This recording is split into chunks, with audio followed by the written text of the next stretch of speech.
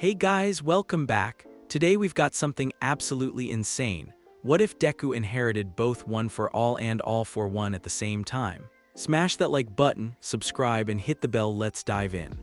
The inevitable happened on a Tuesday during joint training with Class 1B. Izuku was working with Uraraka, Ida, and Yaoyorozu on a complex rescue scenario when everything went wrong at once. The building they were meant to evacuate suddenly began collapsing faster than anticipated, a deliberate challenge escalation by the teachers that none of them had been warned about. Civilians were trapped on multiple floors, structural supports were failing, and traditional rescue methods weren't going to be fast enough. In that moment of crisis, with lives hanging in the balance and his teammates looking to him for leadership, Izuku made a choice that would change everything. He used 5 different stolen quirks simultaneously. Phase manipulation to walk through debris and reach trapped civilians. Structural analysis to identify load-bearing elements that could be safely modified. Metal control to redirect falling beams. Enhanced strength beyond even One for All's capabilities to lift massive concrete slabs. And finally, temporal perception to coordinate all of these abilities with perfect precision. The rescue was flawless. Every civilian saved, no injuries, minimal property damage. It was exactly the kind of heroic perfection that AFO had been promising for months. It was also completely impossible to hide. Magnificent, All for One purred as the dust settled and the exercise concluded. 5 quirks used in perfect harmony, dozens of lives saved through efficiency and power rather than reckless determination. This is what you're capable of when you stop limiting yourself. But Izuku barely heard the praise. He was too busy watching his teammates' faces as they tried to process what they'd just witnessed. Uraraka was staring at him with wide eyes and an open mouth. Deku, what were those abilities? That wasn't One for All. Ida's expression was a mixture of concern and confusion, his analytical mind clearly struggling to categorize what he'd observed. Midoriya, your quirk appears to have evolved dramatically. We should report this too? Don't, the word came out sharper than Izuku intended. Please don't report anything yet. I can explain, but not here, not now. Yaoyorozu was studying him with the same intensity she brought to academic problems, already forming theories. Multiple simultaneous quirk usage suggests either extreme quirk evolution or, she paused, her eyes widening as she reached an impossible conclusion, or access to multiple quirks through some form of acquisition mechanism. Clever girl, she's putting the pieces together faster than expected. This could be problematic. Before Izuku could respond, Aizawa appeared at his shoulder, having witnessed the entire display from the observation deck. Midoriya, conference rooms now. His voice was carefully controlled, but Izuku could hear the underlying tension. Uraraka, Ida, Yaoyorozu, you two, we need to have a conversation. The walk to conference room 3 felt like a death march. Izuku's teammates peppered him with questions he couldn't answer, while Aizawa remained grimly silent. By the time they arrived, Todoroki was already waiting, apparently summoned by some prearranged signal. Your circle of trust is about to expand significantly. The question is whether this is planned expansion or crisis management. Sit down, all of you, Aizawa commanded, activating the room's privacy seals, a precaution that immediately told everyone how serious this conversation was going to be. Izuku looked around at his friends' expectant faces and felt the weight of his secret pressing down on him like a physical force. These were people he trusted, people he cared about, people who deserved to know the truth if they were going to continue working alongside him. But they were also people who could be hurt by that truth, either by the knowledge itself or by the burden of keeping it secret. Tell them, AFO urged, they've already seen what you're capable of. Attempting to maintain the deception now would be insulting to their intelligence. Besides, you'll need their support for what's coming next. What's coming next? Izuku asked silently. Greater challenges, more complex moral decisions, situations where your current circle of advisors won't be sufficient. You're going to need a team that understands your full capabilities and is prepared to work with them. Midoriya, Ida said formally, as class representative, I feel I should point out that concealing quirk evolution of this magnitude could have serious academic and legal implications. The authorities need to assess. The authorities can't know, Todoroki interrupted. Not yet, maybe not ever. All eyes turned to him, and Izuku realized that his friend was about to make the same choice Izuku had made moments earlier, the choice to trust their teammates with dangerous knowledge. "Explain," Yaoyorozu said, her analytical mind clearly working through possibilities. Todoroki looked at Izuku, silently asking for permission. At Izuku's nod, he began to speak. "What you witnessed today wasn't quirk evolution, it was quirk acquisition. Midoriya has access to abilities that belong to other people, specifically, abilities that were stolen by All for One before his death." The silence that followed was deafening. Uraraka was the first to find her voice. "All for One, the villain from Kamino Ward, but he's dead." "His body is dead," Izuku said quietly. "His consciousness isn't." He explained everything again, the fourth time in as many months. The quirk singularity, the forced inheritance, the constant mental battle, the growing catalog of stolen abilities. His friends listened with a mixture of horror, fascination, and growing understanding. "They're taking it better than expected, though I suppose witnessing your capabilities firsthand makes the explanation more credible than it would be otherwise." When Izuku finished, the room was quiet for a long moment. Then Yaoyorozu leaned forward, her expression intense. "How many quirks do you have access to?" "I don't know exactly, hundreds, maybe thousands. AFO collected abilities for over 2 centuries. "And you can use them all?"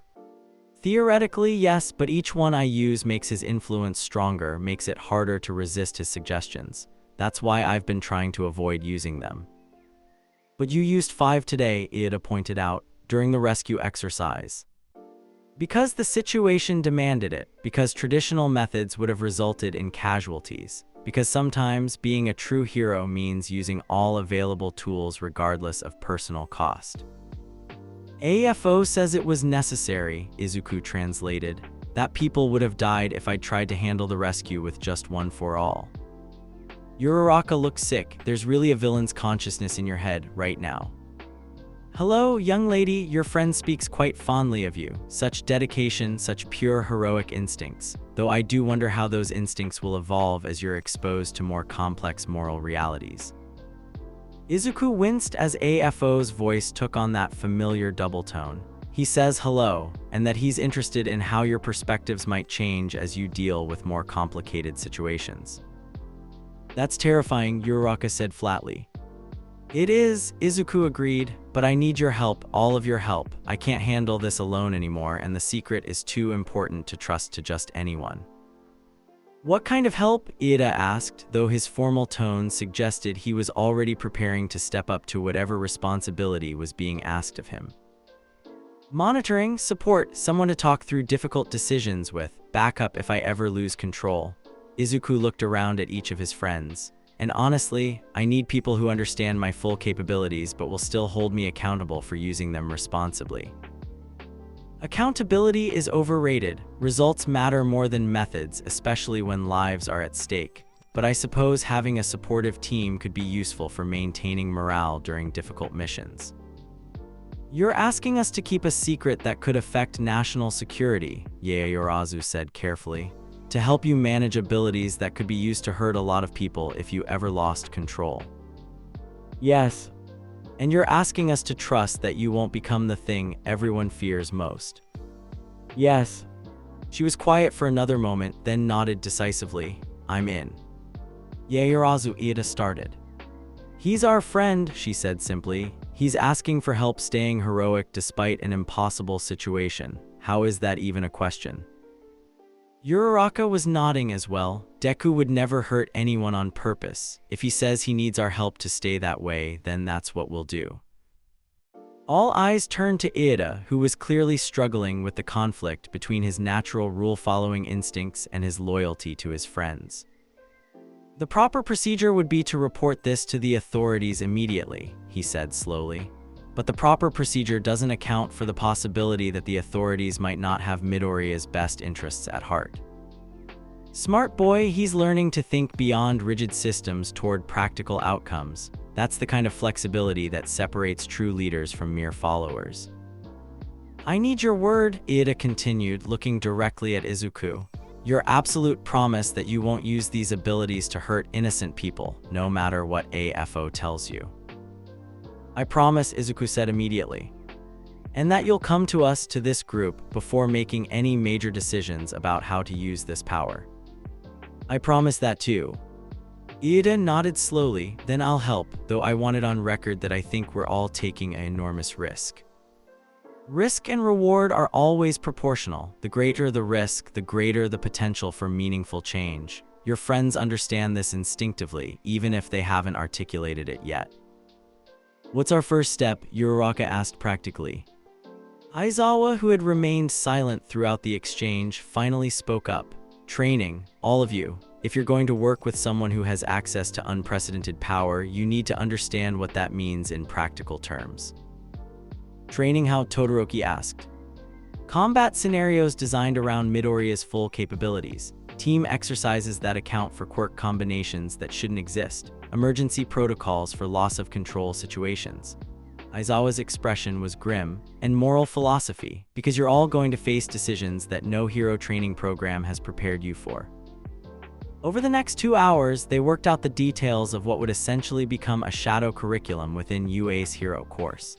Secret training sessions, communication protocols, emergency procedures, and most importantly, regular group discussions about the ethical implications of Izuku's situation.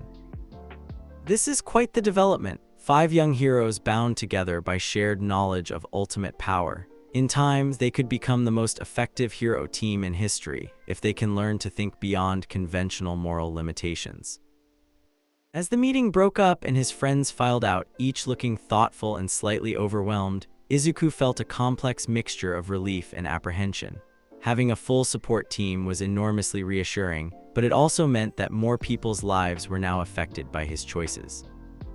The dynamic is going to change, Todoroki observed, lingering behind as the others left. Having a team changes everything about how this situation develops. He's right, teams can provide strength and stability, but they can also create pressure to conform to group thinking. Make sure you retain your independence of thought, especially when difficult decisions arise. AFO's already trying to influence how I think about the team, Izuku reported. He's suggesting that groups can create pressure to make compromises I might not make on my own. That's probably true, Todoroki said, but the alternative, handling this completely alone, led to today's public display of abilities. At least now you have people who understand the full situation and can help you make better choices. That night, as Izuku lay in bed processing everything that had happened, he found himself cautiously optimistic.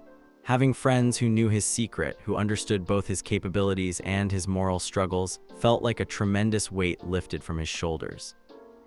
But AFO's presence seemed stronger than usual, as if the day's events had somehow fed his influence rather than diminishing it. Today was instructive, the villain's voice was satisfied, almost pleased. You used significant power for heroic purposes and were rewarded with acceptance and support rather than fear and rejection. You're beginning to understand that strength properly applied creates trust rather than destroying it. I used power to save people, Izuku corrected. That's what heroes do. Exactly, and now you have a team that understands and supports that choice. The question is, what will you do when the next crisis requires even more extreme measures? When conventional heroism isn't enough and your team is looking to you for solutions that only I can provide. The thought was unsettling because it wasn't entirely wrong. Having teammates who knew about his full capabilities meant having people who might expect him to use those capabilities when the situation demanded it. What would happen when they faced a villain that couldn't be stopped through conventional means, when lives were at stake and AFO's catalog of stolen quirks offered the only viable solution? When that day comes, and it will come, you'll discover that having supportive friends makes it much easier to rationalize necessary choices. After all, if your trusted teammates agree that extreme measures are justified, how can those measures be wrong? As sleep finally began to claim him, Izuku realized that AFO might be playing a much longer game than he'd initially understood. The villain wasn't just trying to corrupt him individually, he was trying to corrupt the entire social structure around him, one trusted relationship at a time. The battle for his soul had just become a battle for all of their souls.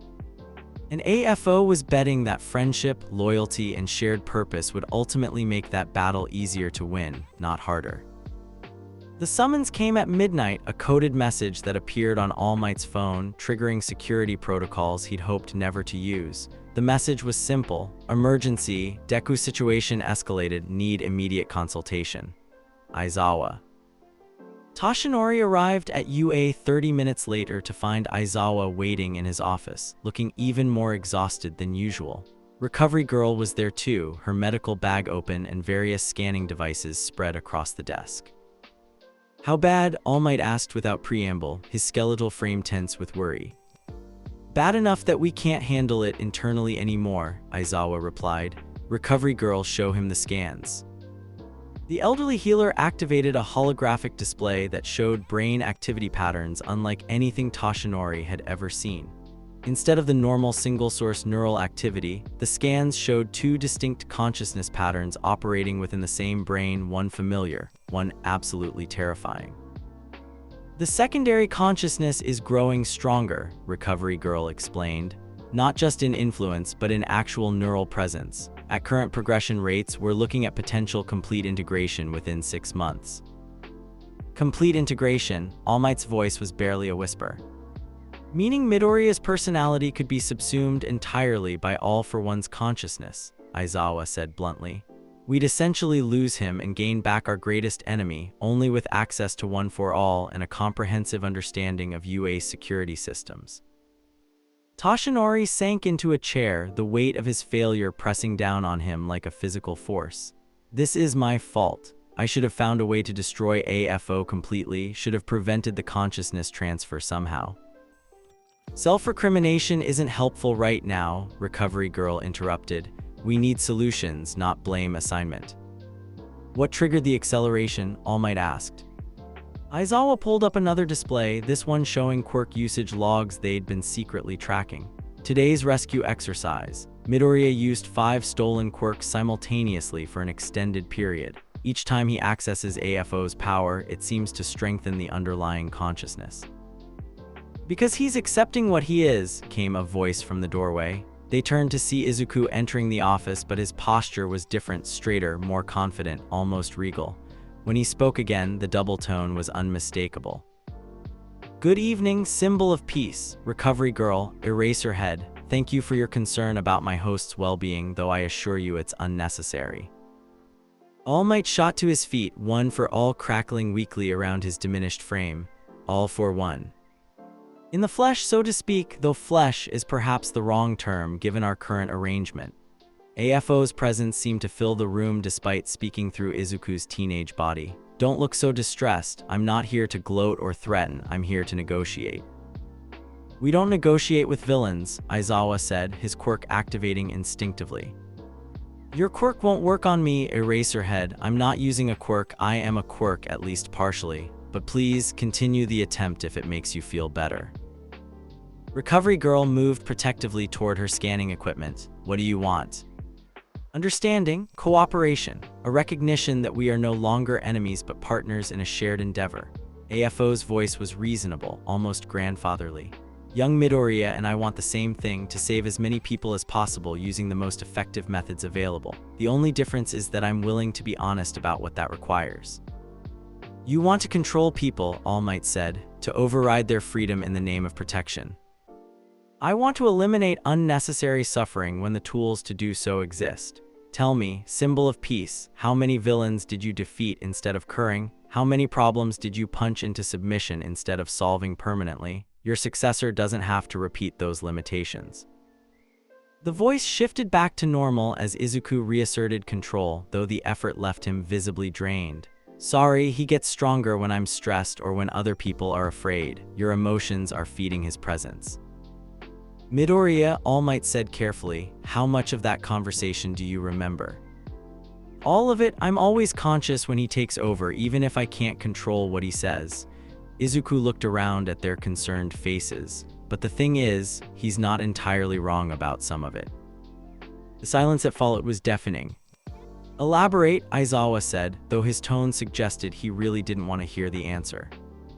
"The rescue exercise today. Using his quirks, I saved everyone with 0 casualties and minimal property damage. If I'd tried to handle it with just One for All, people would have been hurt, maybe killed." Izuku's voice was quiet but steady. So what's the moral calculation there? Is it better to let people suffer to maintain philosophical purity, or to use whatever tools are available to prevent that suffering?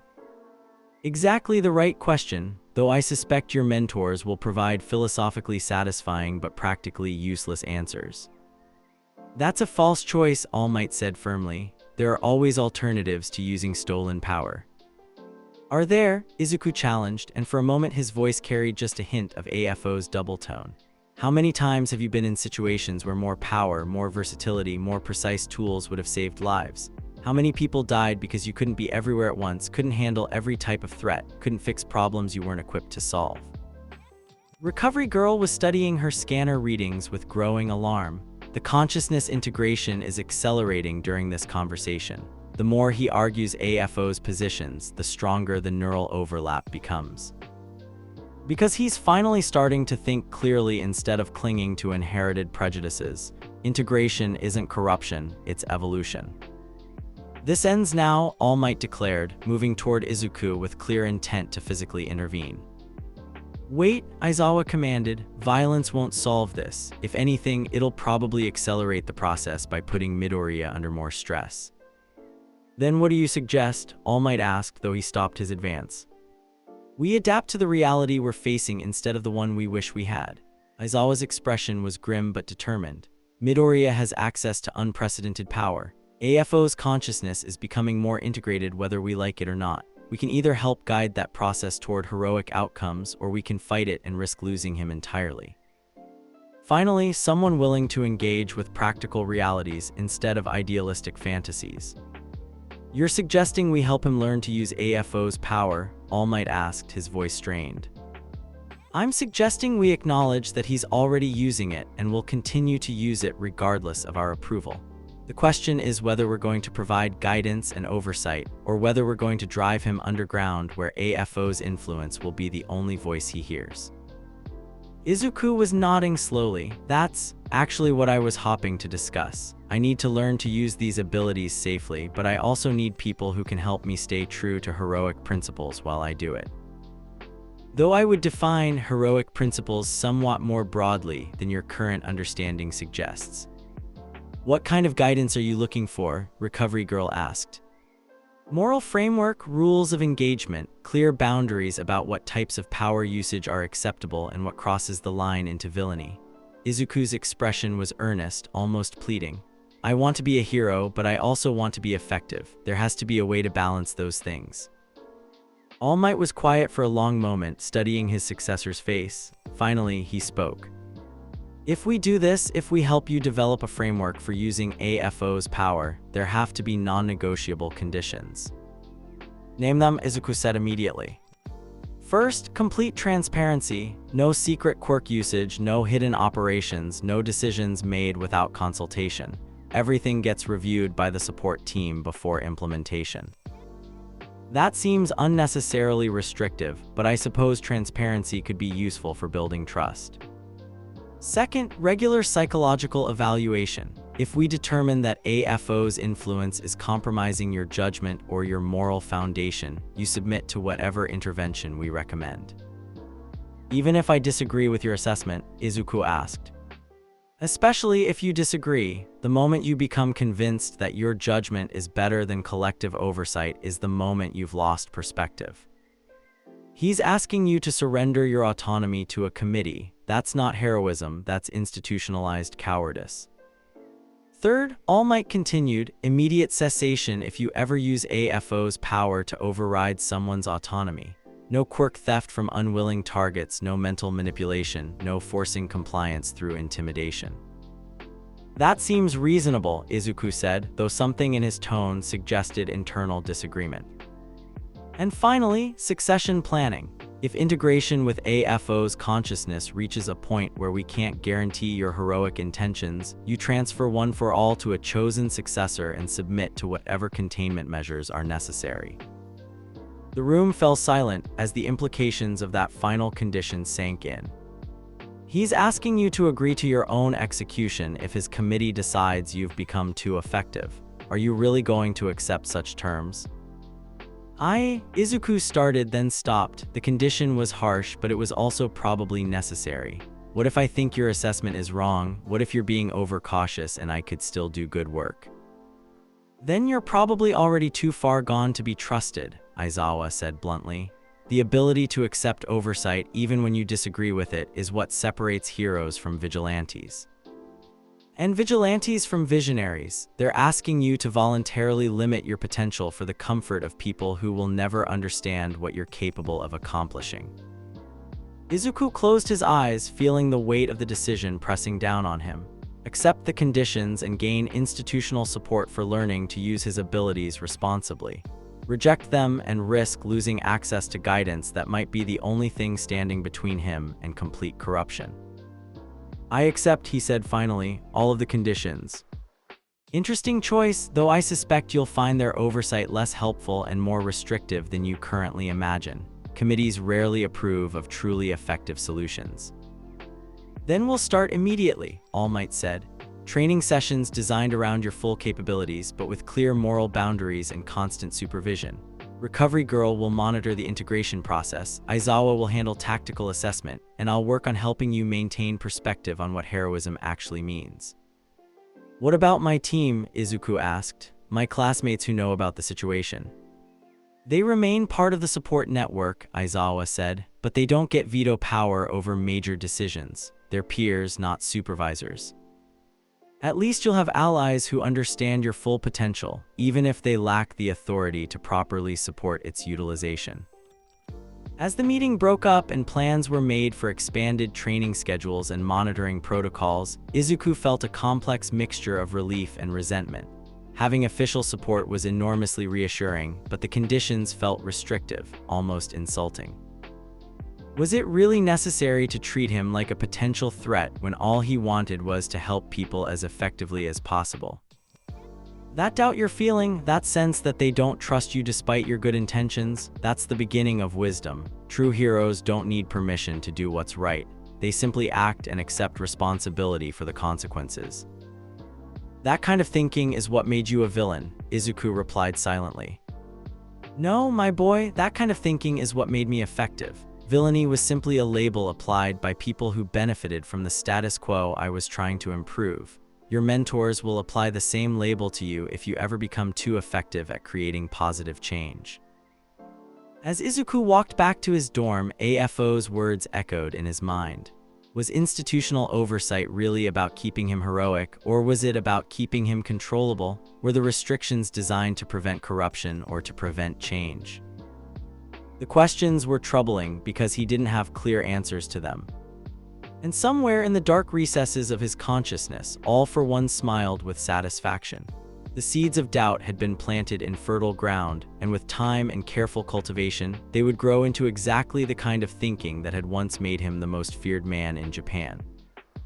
The difference was that this time, those thoughts would be growing in the mind of someone who genuinely wanted to help people, which would make them far more dangerous than anything AFO had ever accomplished on his own. The video went viral within hours. A shaky phone recording of Izuku's rescue simulation, taken by a Class 1B student and uploaded to social media without permission, spread across the internet like wildfire. The footage showed impossible feats, precise metal manipulation, structural analysis that let him navigate collapse patterns, enhanced reflexes that made him appear to move in slow motion. Most damning of all, it showed him using 5 different quirks simultaneously. Finally, All for One observed with satisfaction as Izuku watched his phone explode with notifications. The world gets to see what you're truly capable of, though I must say, the editing on this video could use work. The comments were a mixture of awe, disbelief, and rapidly escalating speculation. Holy shit, is this real? Multiple quirks, how is that possible? Next symbol of peace confirmed. Fake has to be fake, no way one person can do all that. My theory, quirk evolution. Remember how All Might's power grew over time. Within 6 hours, hero analysis channels were breaking down the footage frame by frame. Sports news programs were running speculation segments. Even international media had picked up the story. Japanese student displays impossible multi-quirk abilities. By morning, Izuku couldn't leave his dorm without being approached by reporters who had somehow gained access to UA's grounds. Mr. Midoriya, can you confirm the authenticity of yesterday's footage? Is it true your quirk has evolved beyond one for all? What's your response to theories that you're actually quirkless and using support equipment? Answer them, AFO urged. Tell them exactly what you are. Show them that evolution is possible, that humanity's next step has already begun. I can't comment on ongoing training exercises, Izuku said, pushing through the crowd with Todoroki and Ida flanking him protectively. Please respect UA's privacy policies. But the questions followed him into class, whispered between lessons, passed in notes during lectures. His classmates, even those who knew his secret, were struggling to process the public reaction to something they'd all been trying to keep hidden. This is bad, Aizawa announced during their emergency meeting that afternoon. Hero Commission investigators are already on campus. They want full disclosure about your quirk development, complete training records, and medical evaluations going back to your admission. What do we tell them? All Might asked. The truth, or at least a version of it they can accept. You're not the first hero to manifest multiple abilities through quirk evolution, though you may be the most dramatic example. AFO suggests we tell them a partial truth, Izuku reported. Quirk evolution rather than quirk theft. That's actually not a bad cover story, Yaoyorozu said analytically. Unprecedented but not impossible. Quirk singularity theory suggests that powerful quirks can develop in unexpected ways. But it won't satisfy them for long, Aizawa warned. They'll want to study you, run tests, understand the mechanism, and eventually they'll discover something that doesn't match the evolution narrative. The summons came that afternoon, an official request for Izuku to meet with Hero Commission investigators. Not a suggestion or invitation, but a formal requirement under the regulations governing provisional hero licenses. This is an opportunity, AFO suggested as they prepared for the meeting. Show them controlled demonstrations of your abilities. Let them see that you're not a threat, but an asset. Make them want to support your development rather than restrict it. The interview room was sterile and intimidating, with recording equipment, medical scanners, and 3 stone-faced investigators who looked like they'd rather be interrogating actual villains. Mr. Midoriya, the lead investigator, began, we need to understand the nature of your quirk development. The footage circulating online suggests capabilities that exceed anything in your official records. My quirk has been evolving, Izuku said carefully, using the prepared narrative. Since the Camino incident, I've been able to access abilities that weren't there before. Demonstrate, the second investigator commanded. With enormous reluctance, Izuku called forth some of AFO's less distinctive quirks, enhanced reflexes that made his movements appear accelerated, structural analysis that let him point out weak spots in the room's construction, minor energy manipulation that created small sparks between his fingers. More, AFO urged, show them something impressive, make them realize that cooperation is more valuable than opposition. But Izuku resisted, keeping the demonstration minimal and controlled. Interesting, the lead investigator said, making notes. These abilities seem to complement your base strength enhancement rather than replacing it, almost like your quirk is developing specialized tools for different situations. That's one way to think about it, Izuku agreed. The questions continued for 2 hours, probing the limits of his abilities, the triggers for new developments, the stability of his powers. Izuku answered as honestly as he could within the constraints of his cover story, but he could see growing suspicion in their eyes. We'll need regular monitoring, the third investigator finally announced. Monthly evaluations to track continued development. This level of quirk evolution is unprecedented and potentially dangerous. Dangerous how? Izuku asked, though he already knew the answer. Unchecked power growth has historically led to either psychological instability or deliberate misuse. We need to ensure that neither occurs in your case.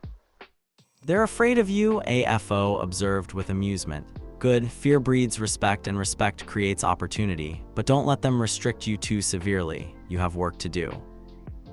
That evening, as news programs continued dissecting the viral footage and online forums exploded with theories about Izuku's abilities, he found himself facing a new reality. His secret was partially out, his activities were under official scrutiny, and the pressure to perform, to live up to public expectations, was growing every day.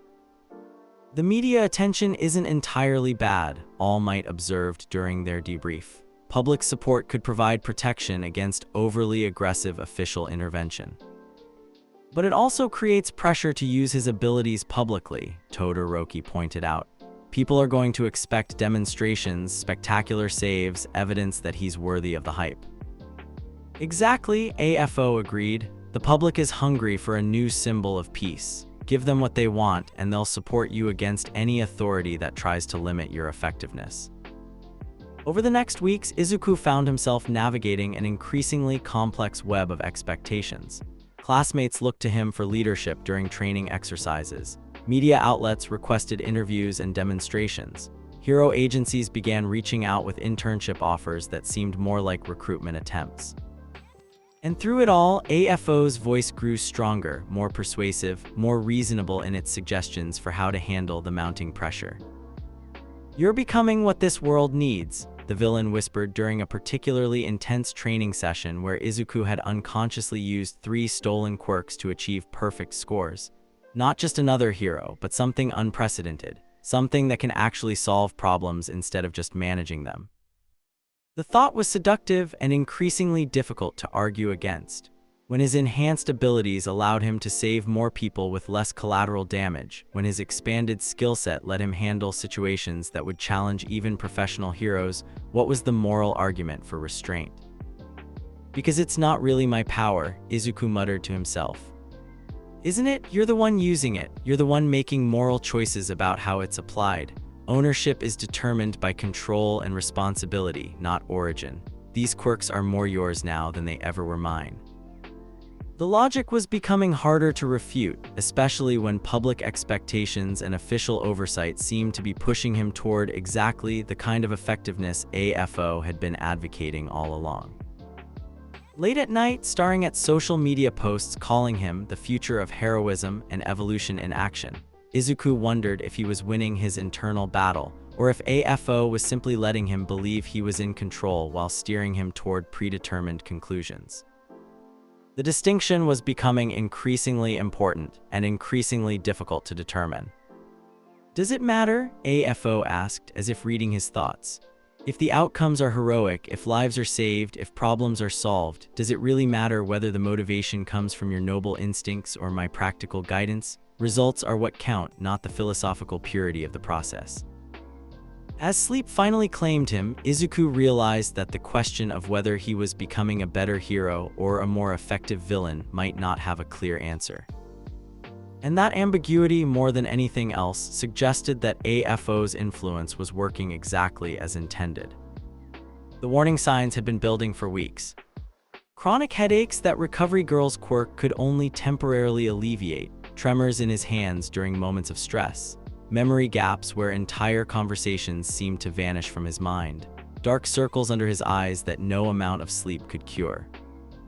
"You're fighting a war you can't win," All for One observed with clinical detachment as Izuku sat through another morning briefing, struggling to focus on Aizawa's tactical assessment.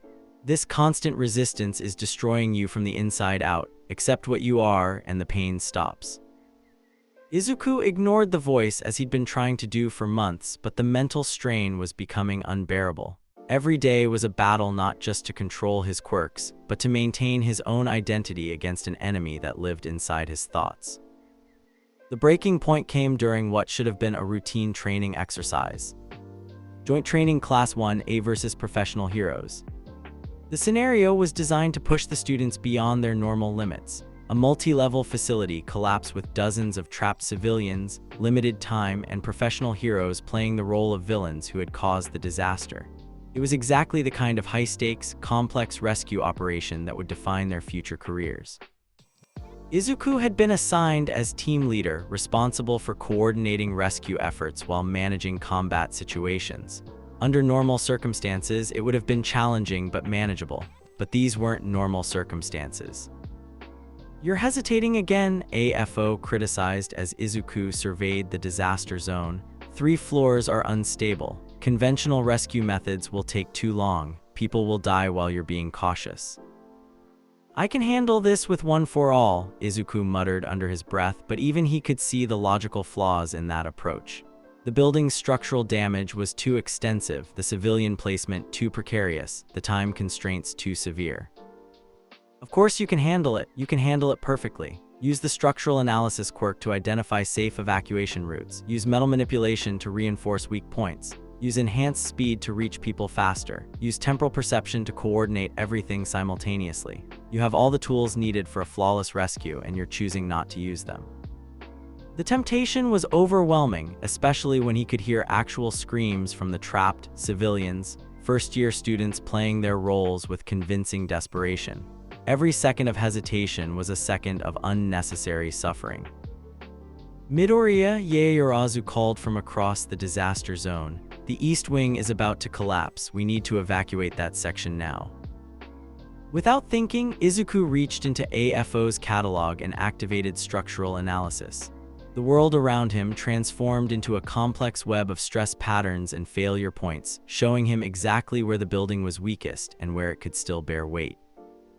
Good, now use metal manipulation to reinforce the critical joints. His hands moved automatically, stolen power flowing through him to strengthen failing supports just enough to buy evacuation time. Excellent, now enhance speed to reach the trapped civilians faster.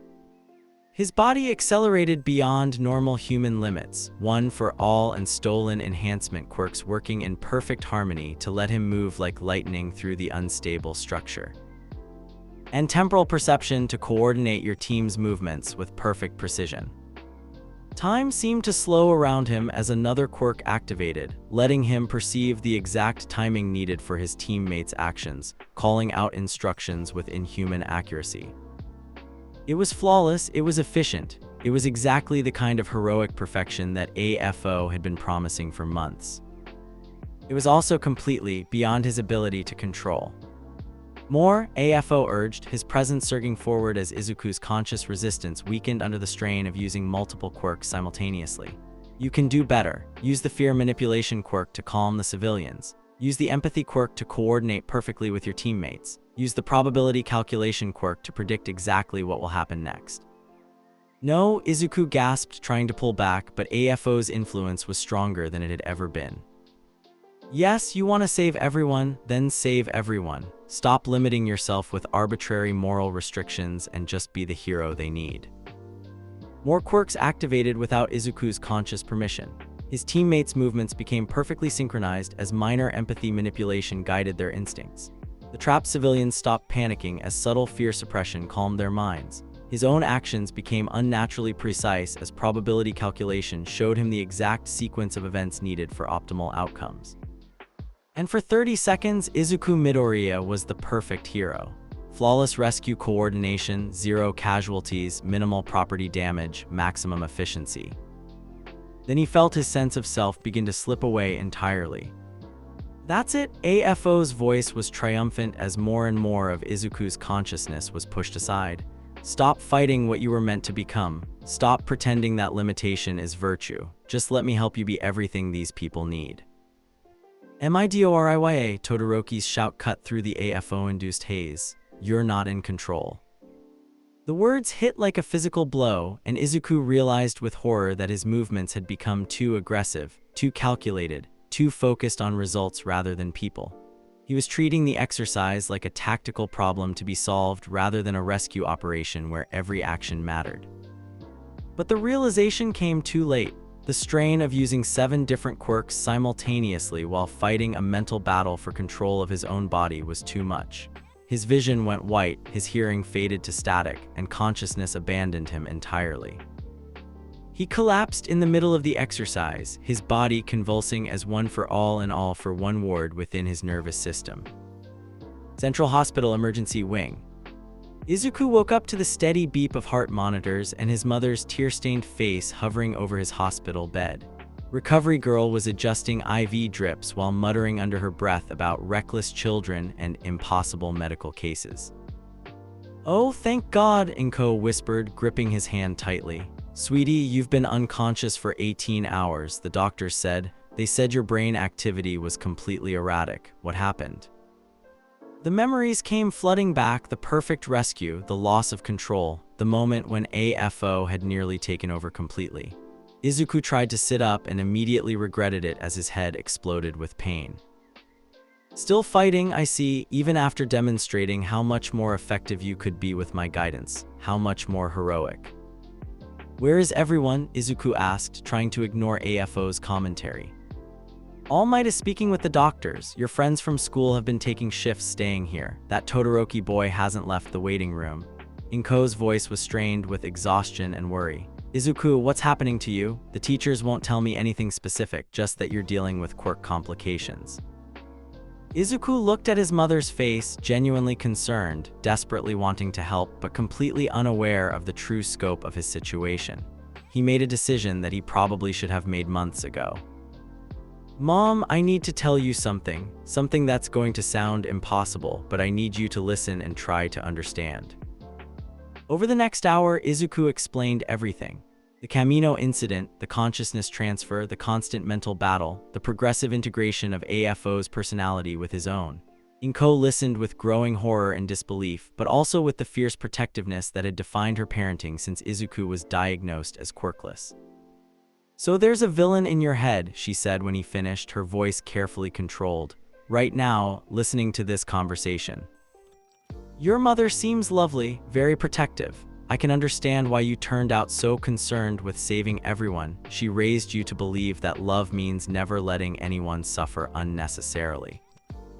He says you seem lovely, Izuku translated, feeling sick, and that he understands why I want to save everyone. Inko was quiet for a long moment, processing everything she'd heard. Finally, she spoke. What do you need? What can I do to help? The simple acceptance in her voice almost broke him. After months of hiding, of pretending everything was fine, of carrying this burden largely alone, having his mother's unconditional support felt like a lifeline. I need to stop fighting this alone, he admitted. I need help figuring out how to be a hero without becoming a villain, and I need you to help me remember who I am when AFO tries to convince me I'm someone else.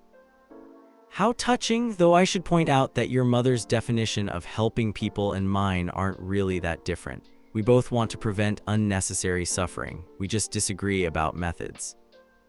Before Izuku could respond to AFO's observation, the door opened and All Might entered, looking more haggard than Izuku had ever seen him. Young Midoriya, thank goodness you're awake. How are you feeling? Like I got hit by a truck and then put back together wrong, Izuku said honestly. How bad was the damage from the exercise? No physical injuries to other students, though several are quite shaken. The real damage is to your body and mind. All Might's expression was grave. Recovery Girl says you're showing signs of severe quirk strain and psychological fracturing. If this continues, we could lose you entirely.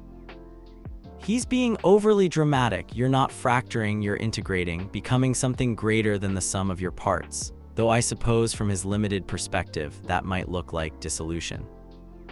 AFO says I'm not fracturing, I'm integrating, Izuku reported dutifully. That this looks like dissolution only from a limited perspective. All Might's face darkened. That's exactly what I'm afraid of. Integration with all for one's consciousness means the loss of Izuku Midoriya as a distinct individual.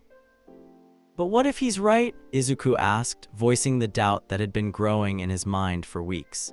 What if fighting this is actually preventing me from becoming the hero everyone needs? What if integration isn't corruption but evolution? The room fell silent except for the steady beep of medical equipment. All Might, Inko, and Recovery Girl all stared at him with expressions of dawning horror. Izuku, his mother said carefully, do you hear yourself right now? You're talking about letting a villain take over your mind as if it might be a good thing. Not take over, merge with, become partners in the truest sense. Your son would retain his heroic goals while gaining the wisdom and power needed to achieve them efficiently. But that's not who I am, Izuku said, though his voice lacked conviction. That's not who I want to be.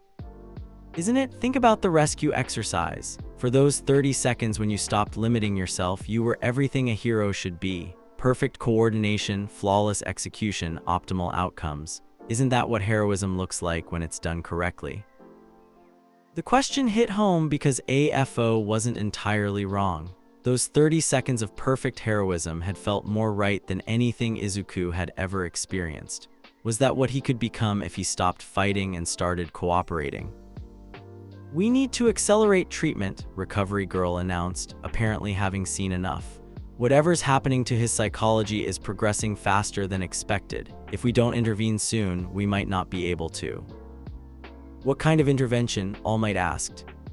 "Aggressive quirk suppression therapy, psychological conditioning, potentially temporary consciousness suppression to give his mind time to heal." She looked directly at Izuku. "But it will only work if you want it to work. If part of you is starting to see AFO's perspective as reasonable, then no external treatment will be effective."